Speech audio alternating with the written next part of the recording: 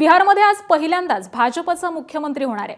भाजपला बिहारमध्ये अनेकदा सत्ता वाटा हा मिळालेला होता, पण उपमुख्यमंत्री पदापर्यंत जाता आलं नव्हतं।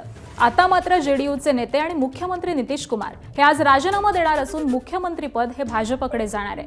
नितीश कुमार हे राज्यसभेवरती गेलेले असून भाजपचे मंत्री सम्राट चौधरी मुख्यमंत्रीपदाचे मोठे दावेदार आहेत।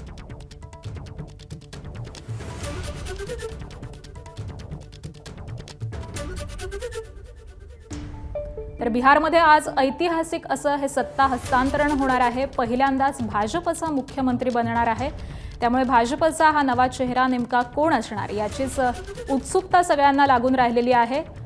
आज दुपारी या नेता निवडीसाठी बैठक देखील पार पडणार आहे। एबीपी माझा, उघडा डोळे बघा नीट।